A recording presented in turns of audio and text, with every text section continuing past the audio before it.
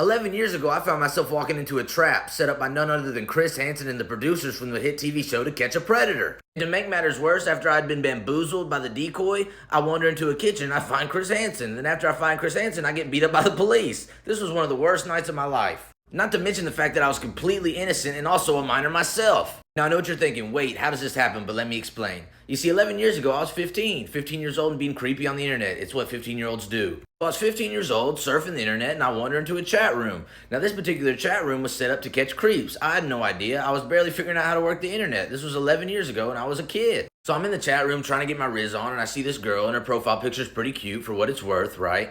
And I send her a message. I say, hey. She messages back almost immediately. She said, hey, what are you doing? And I start talking to her for a little bit. Then she asked me how old I am. I say I'm 15. She's like, dang, that sucks. I only like older guys. I'm like, well, lucky for you, I lied. I'm 20. Now, as soon as I said I was 20, the conversation progressed into something that was way more explicit by nature. I'm not going to get into the mutual fraternization because I don't want this video taken down, but eventually she was like, I want you. I like that you're old. Come over. Now, I'm 15. I do not drive at the time, but now I'm committed to the lie. So I'm like, well, where you at? When do you want me to come over? She's like, well, lucky for you, I'm right down the street, and my daddy's gone all weekend. I'm like, bet, here I come. Now, me being 15 years old and a glass half full type of guy, I didn't think about things going way too good and way too fast. I was just ready to get some. So boom, she sends me her address, and I type it in my GPS, and I steal a vehicle, and I am on my way. Now, upon my arrival, I had a horrible gut feeling, but I just chalked it up to nerves. I thought, heck, maybe I'm just, a little nervous, a little excited about the horseplay that's about to ensue. I pull into the driveway and I call her, and sure enough, she comes to the door, but she's holding a clothes basket, and I'm like, wow, that's weird. You had all night to do that. So I'm walking up to the door, and she's like, whoa, don't mind me. I gotta throw these in the washer real quick. Come on in. And then she runs off. I'm like, that's a little weird, but I'm already here. Boom. So boom, I pop in the door. I'm like, what's up? I don't see nobody. So I start walking to the kitchen. As soon as I cross the threshold into the kitchen, I see someone pop out from the other room wearing a suit and a tie, and I'm like, whoa, I thought your daddy wasn't supposed to be here. Now I'm already here, and I have no idea what's about to happen. I really just think it's her dad. So I'm like, hey, what's up, Pops? Da-da-da-da. He's like, why don't you have a seat right there? You want a cookie? And I was like, yeah, I'll eat a cookie, and I'll have a seat. Nice to meet you, man. Now, this guy was serious, like really, really serious. I thought he was just being like the serious dad role. So I sit down, he looks at me right in my soul, and he goes, what is your business here tonight?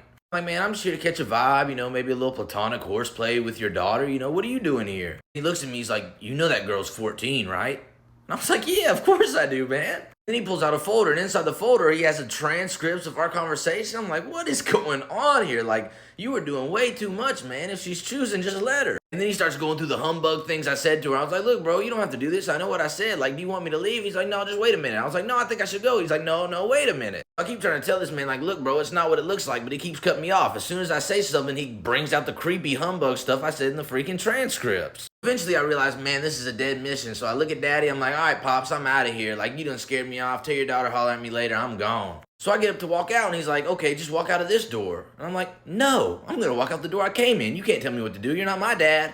So I go back out the front door defeated. I walk to my stolen vehicle. Next thing you know, freeze! They tackle me, then they beat me up pretty good. And the whole time I'm trying to tell them, like, you got the wrong guy, man. Like, I'm innocent. They're like, yeah, tell it to the judge.